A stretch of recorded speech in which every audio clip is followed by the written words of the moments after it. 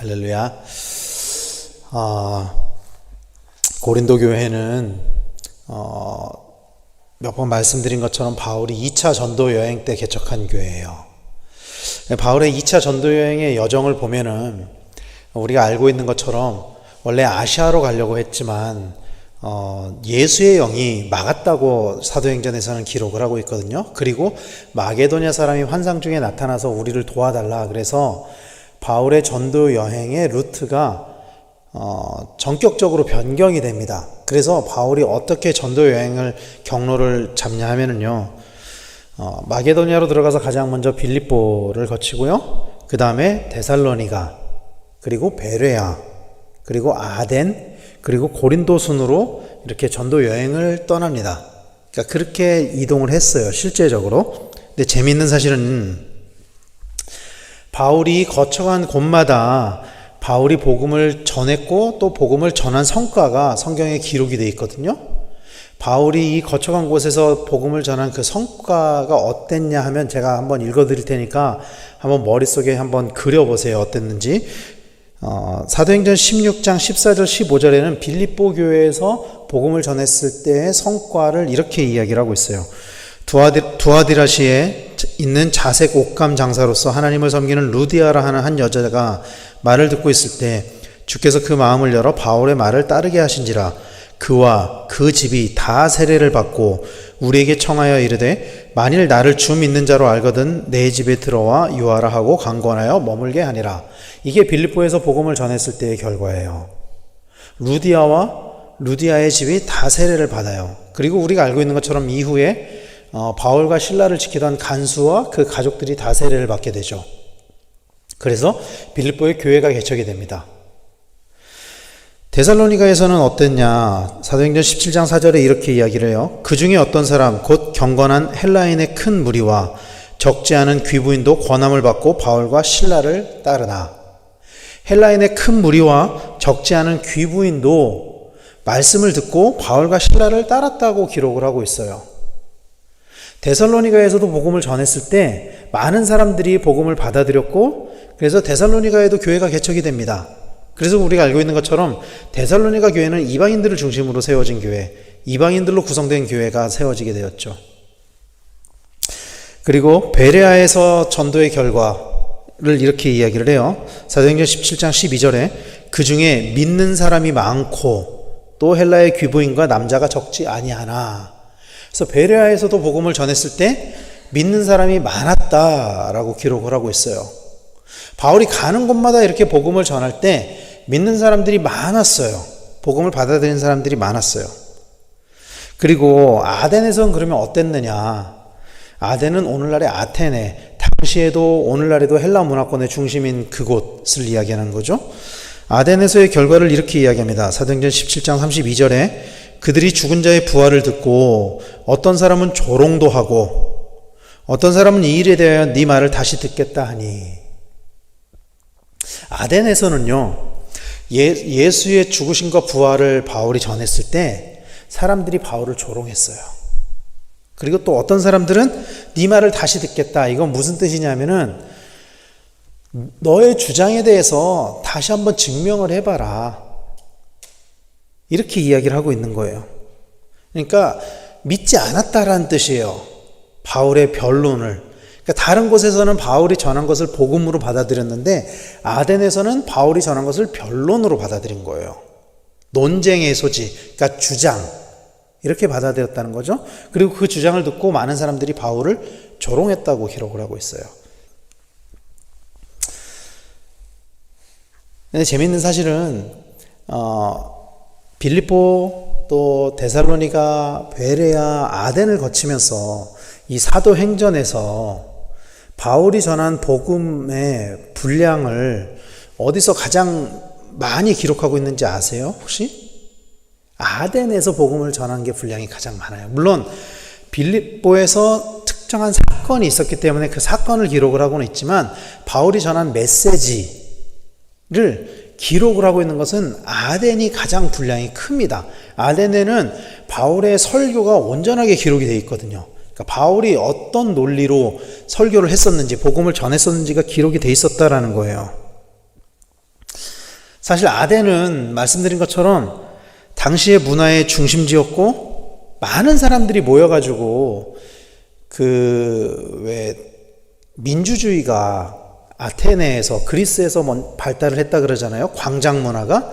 이게 뭐냐면 광장에 나가서 자기의 의견을 자유롭게 주장을 했다는 거예요. 그래서 예전에 다음에 있던 아고라 이런 것들이 광장을 뜻하는 거잖아요. 바울도 가서 주장을 했어요. 복음을 전했어요. 자신이 말하고자 하는 바를 이야기를 했단 말이에요. 그런 곳이었어요. 아덴은 많은 사람들이 모여서 사상과 이념을 나누는 곳이었기 때문에, 그래서 사실은 이 말씀들에 보면은 바울은 빌립보에서 복음을 전하다가 감옥에 갇혔거든요. 기억하시죠? 귀신 들린 여종을 고쳤다가 감옥에 갇혔단 말이에요. 데살로니가에서는 어땠죠? 복음을 전했다가 유대인들의 방해를 받아가지고 3주 만에 쫓겨났단 말이에요. 도망쳤단 말이에요. 그런데 아덴은 복음을 전하기에 정말 편한 곳이었어요. 다른 곳에 비하면은 정말 편한 곳이었어요. 근데 여러분, 이런 데가 복음을 전하기가 더 어려운 거 혹시 아세요? 이런 데가 복음을 전하기가 더 어려워요. 복음을 받아들이지 않아요. 제가 예전에 예수전도단 DTS를 하면서 아웃리치를 갔었을 때 독일, 프랑스, 영국, 미국 이렇게 돌면서 복음을 전하기도 하고 또 노방전도를 하기도 하고 뭐 그랬는데 이렇게 복음을 전하면서 전도지를 나눠주거나 복음을 전할 때 가장 수용적인 나라가 어디였냐면 영국이었어요. 런던에서 복음을 전하면 전도지는 주는 족족 다 받아가요. 사람들이 막 복음을 전한다고 거기서 찬양을 한다고 아무도 뭐라고 하지 않아요. 아무도. 사람들을 향해서 손가락질 하지도 않고요. 불편하다고 이야기하지도 않아요. 그런데 복음을 받아들이지 않아요, 사람들이. 왜냐하면 복음을 전하는 그 행위를 어떻게 받아들이냐면은, 그래, 그건 너희들이 주장할 수 있는 거야. 그건 너희들의 권리야. 오히려 복음을 전하는데 핍박이 있는 곳에서 복음의 성과가 더 많이 나타났다는 거예요. 바울의 경우에도 그렇고. 그래서 바울은 아덴에서 2차 전도여행에 복음을 전했던 곳 중에 가장 처참한 실패를 경험했어요. 그리고 아덴에서 그 처참한 실패를 경험하고 어디로 갔냐면 고린도로 간 거죠. 그리고 고린도로 가서 복음을 전했던 거예요. 바울은 고린도에서 자신이 복음을 전한 것을 뭐라고 이야기를 하고 있냐면, 자기가 어떻게 복음을 전했다라고 이야기를 하고 있냐면은, 그게 오늘 본문의 1절 2절 말씀이거든요. 이렇게 이야기를 해요. 형제들아, 내가 너희에게 나아가 하나님의 증거를 전할 때에 말과 지혜의 아름다운 것으로 아니하였나니 내가 너희 중에서 예수 그리스도와 그가 십자가에 못 박힌 것 외에는 아무것도 알지 아니하기로 작정하였음이라. 이렇게 이야기를 해요. 말과 지혜의 아름다운 것으로 하지 않았다라고 이야기를 하고 있어요. 사실 바울은 복음을 전하는 곳마다 승승장구하고 있었어요. 성과가 나고 승승장구하고 있었어요. 1차 전도여행에서도 소아시아 갈라디아 지역에 가서 복음을 전했을 때도 성과가 나타났었어요. 그리고 2차 전도여행도 아덴에 이르기 전까지는 가는 곳마다 복음을 전했을 때 부흥이 일어났단 말이에요. 복음을 받아들였단 말이에요, 사람들이. 그러나 그 어느 것보다 아덴에서 가장 아름다운 말과 가장 아름다운 수식으로 복음을 전했는데 오히려 아덴에서 실패를 한 거예요, 바울이. 아덴에서의 이 바울의 설교는요, 굉장해요. 논리 구조가 아주 질서정연합니다. 명확합니다. 아주 잘 복음을 증거를 하고 있어요, 논리적으로. 근데 오히려 실패를 해요, 그곳에서. 그리고 그 실패의 교훈이 바울의 복음 전파의 태도를 바꾸게 해준 거예요. 바울은 고린도에서 헬라 문화권의 사람들이 좋아하는 그 논쟁적인 태도로 복음을 전하지 않았던 것 같아요. 그러니까 이성적으로 논리적으로 복음을 전하지 않았던 것 같아요. A가 B고 B가 C이기 때문에 그러므로 A는 C다, 뭐 이런 식으로 복음을 전하지 않았던 것 같아요. 오히려 바울은 고린도에 가서는 전공법으로 복음을 전했던 것 같아요.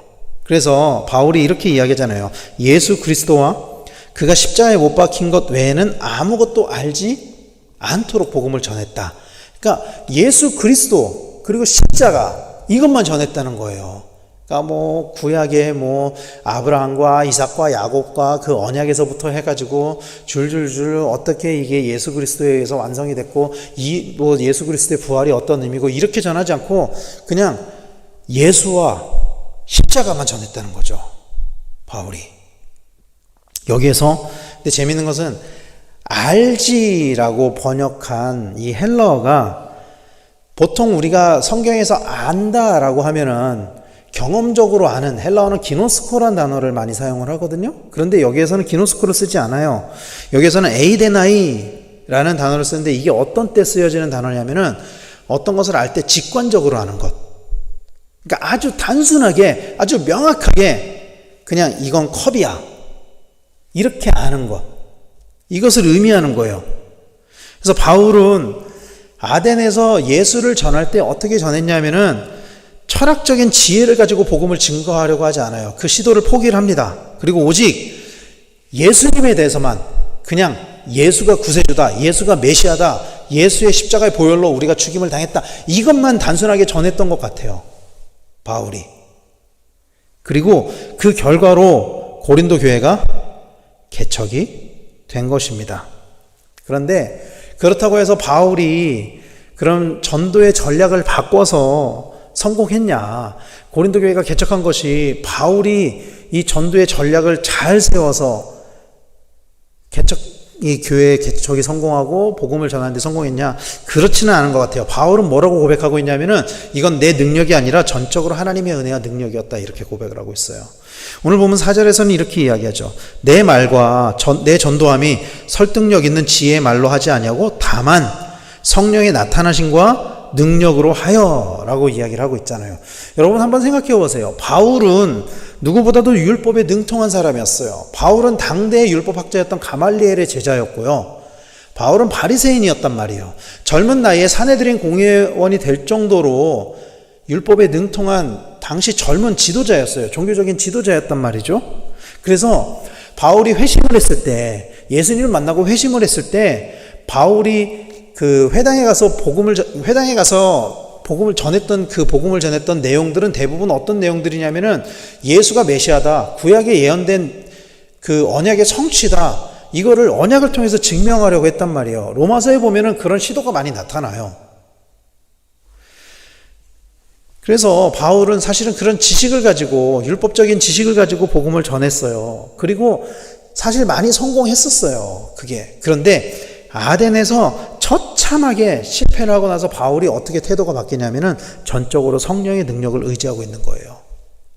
여러분, 복음을 전한다는 것은 우리가 지금 조이풀 153 투게더 기간, 전도 기간을 보내고 있잖아요. 근데 복음을 전하는 것은요, 여러분,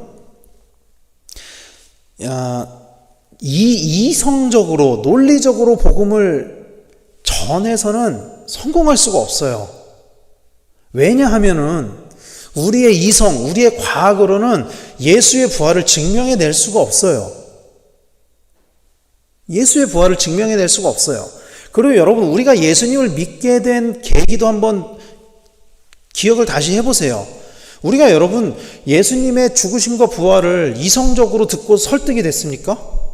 그래서 예수님을 믿게 되었습니까? 아니죠. 우리가 예수님을 믿고 나서 그 이후에 예수님의 죽으심과 부활이 이성적으로 경험되어지면서 믿어지게 된 거죠. 바울은 이거를 아덴을 지나면서 깨닫게 된 거예요. 바울이 회심할 때를 돌이켜 보면은 바울이 회심할 때 율법에서 이야기하는 내용들이 이거고 그게 예수님을 통해서 증명이 됐구나. 그래서 예수가 메시아다. 이렇게 논리적으로 회심을 하게 된 게 아니에요. 바울이 회심하게 된 게. 율법을 잘 알고 있었단 말이에요. 성경을 가장 잘 알고 있었단 말이에요. 당시에 바울이. 그런데 바울이 율법으로 회심하게 된 게 아니라, 그 성경 말씀을 해석해서 회심하게 된 게 아니라 성령의 나타나심으로 회심하게 되었다는 거예요. 우리는 이거를 기억해야 돼요. 우리는 예수 그리스도의 강권적인 은혜로 바울이 회심을 하게 되었고, 그리고 그 은혜로 바울은 사역을 할 수 있게 되었어요. 이것을 바울이 2차 전도여행 때 깨달은 거예요. 그래서 바울은 고린도 교회 성도들에게 자신이 전한 복음이 성령에 의한 것임을 나타내고 있는 것입니다. 그래서 사랑하는 성도 여러분, 우리가 복음을 전할 때에 우리는 말의 능력으로 해서는 안 돼요. 우리가 전할 복음은 오직 예수 그리스도, 오직 예수 그리스도라는 것을 기억하시길 바랍니다. 그 옆에 따라붙는 많은 수식들, 예수를 믿으면 어떻게 돼? 복을 받아? 어떻게 돼? 이거는 복음의 본질이 아니에요, 여러분. 복음의 본질은 오직 예수 그리스도, 그리고 예수 그리스도의 십자가 부활.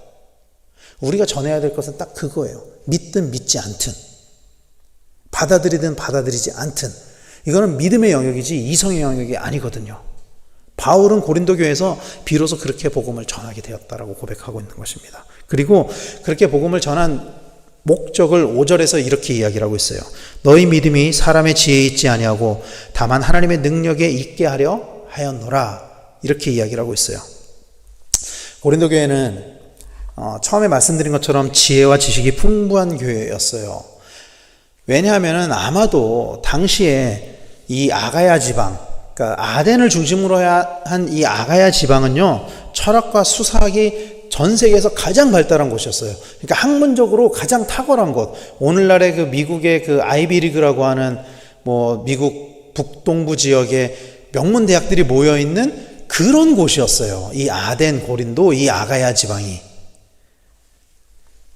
그런데 여러분, 그렇게 철학이나 수사학, 학문이 발달하고 똑똑해지면은 사람들이 어떤 경향성을 나타내는지 아세요? 자기의 문제를 자기가 직접 해결하려는 경향을 나타내요. 똑똑한 사람들은. 그래서 바울은 고린도 교회가 사람의 지혜를 믿지 않고 하나님의 능력을 의지하기를 원했어요. 그러기를 바랬어요. 왜냐하면 그들이 지식과 지혜가 풍부하고 언변에 탁월했기 때문이에요. 말도 잘해요. 똑똑한데. 그리고 이것은 오늘날 우리들에게도 마찬가지로 주어지는 말씀이에요. 여러분, 기억하십니까? 언젠가부터 우리는 하나님을 찾지 않게 됐어요. 언젠가부터. 그럼 언제부터 하나님을 간절하게 찾는 것들이 사라져가고 있을까 생각을 해보면요, 제 개인적인 생각이에요. 제 개인적인 생각은 먹고 살만해지면서부터, 이 정도면 먹고 살만해졌다. 조금 문제가 생겨도 이제 내가 이거를 해결할 수 있을 정도가 된다. 그 정도 물질도 가지고, 그 정도 지식도 가지고, 그때부터 하나님을 찾지 않는 것 같아요, 우리가. 내 문제를 내가 해결할 수 있는 능력이 나에게 생겼을 때, 사람들은 하나님을 찾지 않습니다. 하나님을 찾지 않아요. 그리고 오늘날 우리는 우리 스스로가 그런 능력을 가지고 있는 세대에 살고 있죠, 사실. 사랑하는 성도 여러분, 그러나 우리가 반드시 알아야 할 것은 우리에게 아무리 능력이 있어도 하나님을 넘을 수는 없다는 거예요. 바울은 사람의 한계를 지적하면서 하나님의 뛰어나심을 이렇게 표현했어요. 고린도전서 1장 25절, 전에 다뤘던 말씀이죠. 하나님의 어리석음이 사람보다 지혜롭고 하나님의 약하심이 사람보다 강하니라. 이렇게 이야기를 하고 있어요. 그러므로 우리는 하나님의 능력을 믿는 믿음으로 살아가야 될 줄로 믿으시기를 바랍니다. 우리의 지혜와 능력으로 살아가는 것은 결국 실패하는 삶으로 가게 될 것입니다. 우리는 하나님의 능력을 믿는 믿음으로 살아가야 되고, 그 능력으로 우리는 우리의 삶을 통해서 하나님의 살아계심을 증명해야만 합니다. 나의 능력을 다른 사람들에게 보여주는 것이 아니라 내 삶 가운데 행하시는 그 하나님을 드러내는 우리 성도님들이 다 되시기를 간절히 축원합니다. 바울은 고린도 교회 성도들에게 그렇게 복음을 전했고, 그리고 그 복음은 열매를 맺었어요. 그래서 고린도 교회가 개척이 됐죠. 우리도 우리의 삶 가운데 일하시는 그 하나님을 의지하고 드러냄으로 말미암아 우리의 삶 가운데 많은 열매가 맺혀지게 되기를 간절히 소망합니다. 그리고 우리를 통해서 그렇게 하나님의 능력을 나타내는 우리의 삶을 통해서 많은 사람들이 복음을 접하게 되기를 간절히 소망합니다. 내 삶 가운데 드러난 나의 능력이 아닌 하나님의 일하심으로 많은 사람들이 하나님을 알아가기를 소망하고, 그래서 우리를 통해서 많은 영혼들이 구원을 받게 되는 역사가 나타나게 되기를 예수 그리스도 이름으로 간절히 축원합니다. 기도하겠습니다.